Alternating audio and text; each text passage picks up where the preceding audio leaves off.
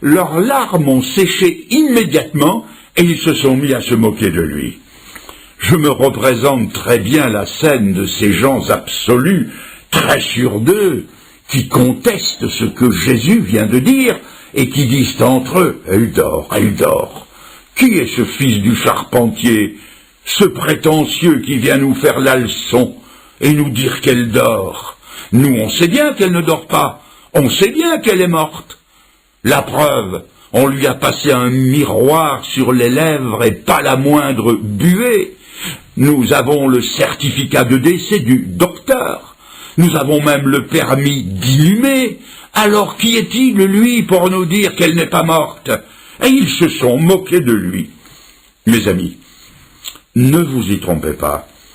Votre conversion produira les mêmes effets. Il est même écrit: ceux qui veulent vivre pieusement en Jésus-Christ seront persécutés.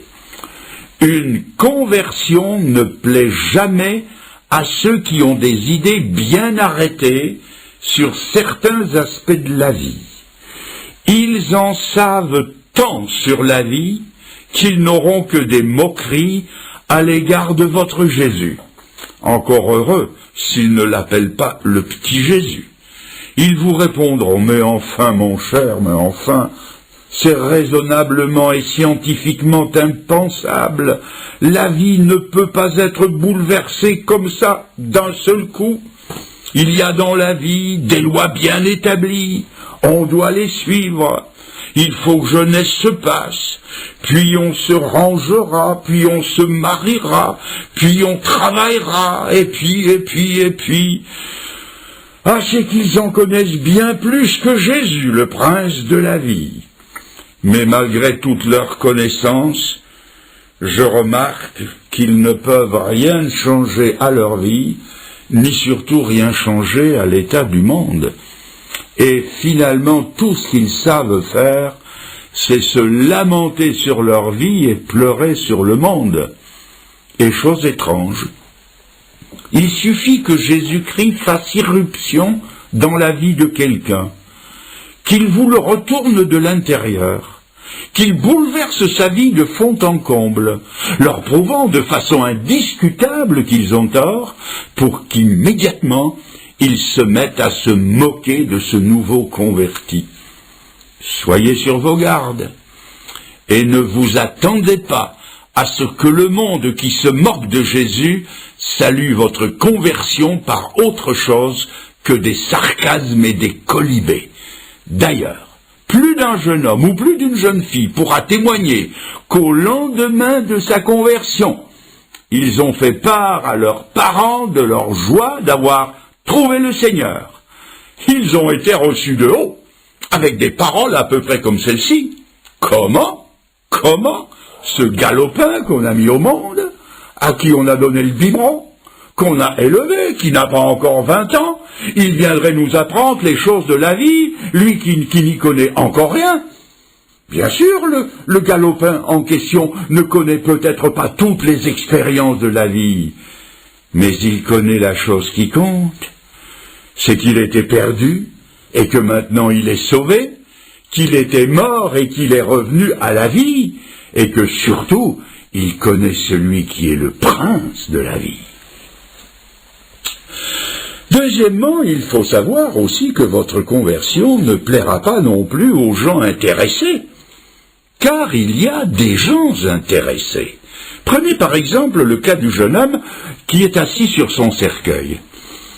Le Seigneur passe dans sa vie, il lui parle, le miracle se fait, et d'un coup, il se redresse, s'assied, se met à parler, et en souplesse, il dégringole de son cercueil.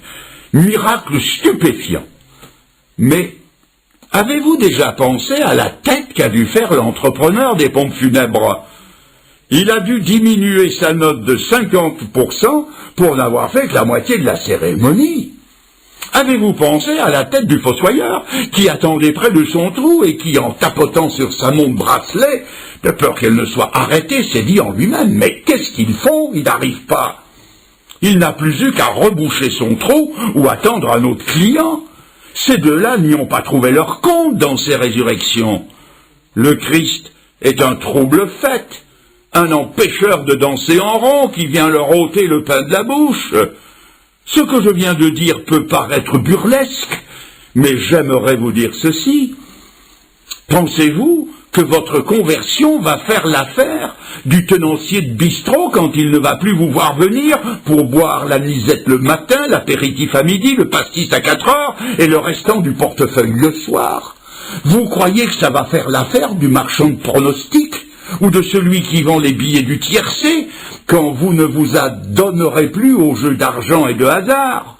Croyez-vous que tout le monde va y trouver son compte?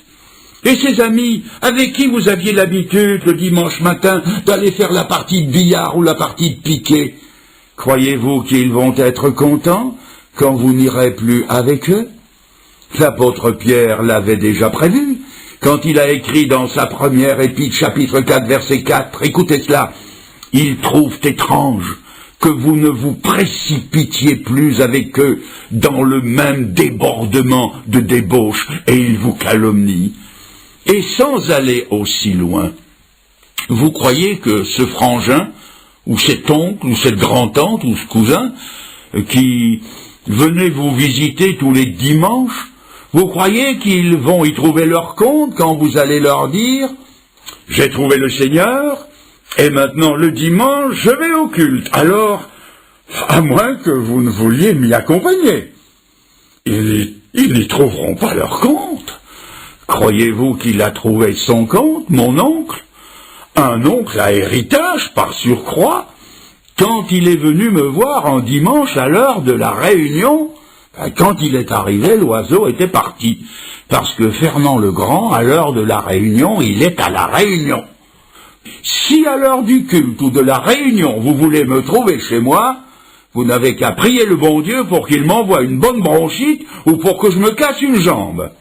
Vous allez peut-être dire, oui, mais enfin, Fernand le Grand, enfin, vous ne pensez pas que vous exagérez? Vous comprenez, nous, mes amis, prenez-le comme vous le voulez, moi, je ne veux pas le savoir. En plus, votre conversion ne plaira pas non seulement aux absolus ou aux intéressés, mais encore moins aux opposants, car si nous relisons le texte d'un peu plus près, nous trouvons que les personnes qui étaient présentes à la résurrection de Lazare n'ont pas été tendres pour Lazare. Il est rapporté qu'à cette occasion précise, ils sont sortis de leur gond et ils ont essayé de mettre Jésus à mort parce qu'il avait ressuscité Lazare. Et ça se comprend. Ce miracle les dérangeait. Il authentifiait une vérité à laquelle ils ne voulaient pas croire. Jésus les gênait. Mais savez-vous que dans le chapitre suivant, il est écrit qu'il voulait aussi mettre Lazare à mort. Il voulait le renvoyer d'où il venait. Le Seigneur l'avait réchauffé, eux, ils voulaient le refroidir. C'est comme ça, et il faudra vous y faire.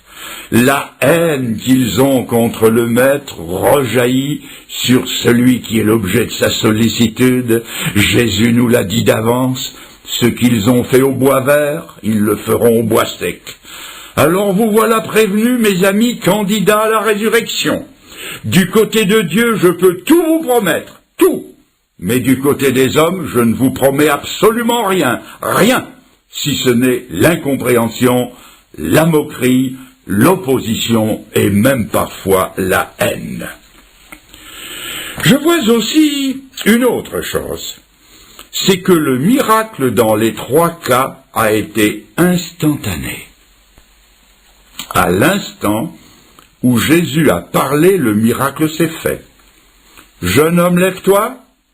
Il s'est levé. Jeune fille, lève-toi. Elle s'est levée. Lazare sort. Et il est sorti. Le salut, c'est pareil. Le salut, ce n'est pas attendre, c'est croire. Il n'est pas dit « attends et tu seras sauvé ». L'Écriture dit « crois et tu seras sauvé ». Et l'Écriture nous présente le salut comme quelque chose d'instantané, quelque chose d'immédiat. Oh, bien sûr, le cheminement qui nous conduit au salut peut être long, mais dès le moment où nous comprenons le sens, le pourquoi de la mise en croix de Jésus, où nous nous approprions pour nous-mêmes le salut qui est en Jésus-Christ, à cet instant-là, nous sommes sauvés. Et le meilleur moment pour croire, c'est celui où Jésus parle. Et l'Écriture dit, « Aujourd'hui, si vous entendez sa voix, n'endurcissez pas votre cœur. » Et aujourd'hui, pour chacun ici présent, le meilleur moment pour le salut, c'est maintenant. J'apprends encore autre chose. C'est que Jésus a donné la puissance de faire ce qu'il commandait. Quand il a dit à la jeune fille « Lève-toi », elle a pu se lever. Quand il a dit à Lazare « Sors », Lazare a reçu la puissance de sortir. C'est-à-dire que Jésus-Christ donne une puissance égale aux ordres qu'il donne. Et quand Dieu ordonne à un homme de se repentir, il lui en donne la possibilité. Quand Dieu dit à un homme de quitter son péché, il lui en donne la possibilité. Quand Dieu dit de croire, il lui en donne aussi la possibilité. Ne me dites pas ce soir, Fernand le Grand, c'est au-delà de mes forces. Il était au-delà des forces de Lazare de sortir du tombeau. Mais il a suffi que le Seigneur lui dise « Lazare, sors » pour que Lazare sorte. Et aujourd'hui, le Seigneur vous regarde et il vous dit simplement « Crois et vis ». Mes amis, croyez et vous vivrez. C'est un ordre du Seigneur et avec l'ordre, la puissance divine est aussi au rendez-vous.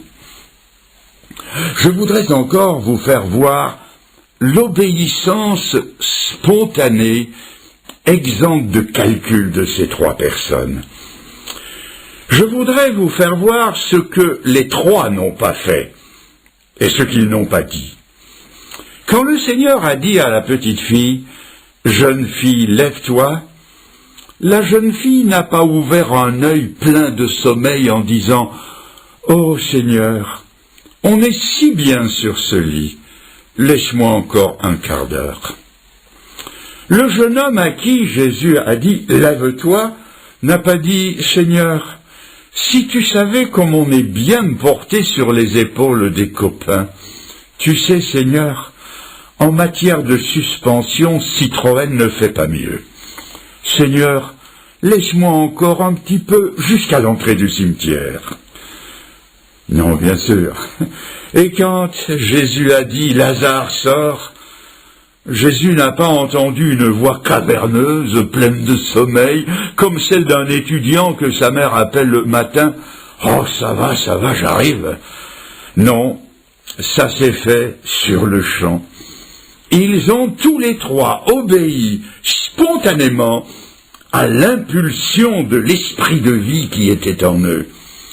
Et je crois que c'est ce qui caractérise un nouveau converti, c'est la fraîcheur de la spontanéité.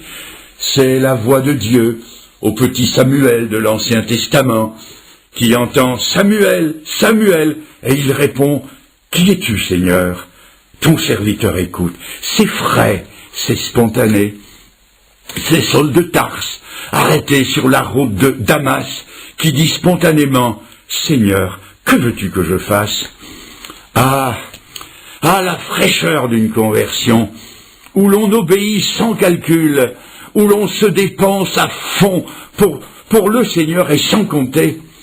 Je me souviens avec émotion des premiers jours, premières semaines de ma conversion. J'avais 20 ans, je m'étais converti des plaisirs mondains de l'époque qui m'entraînaient sûrement à la perdition, et j'étais tellement heureux. Et je n'étais pas seul à me convertir.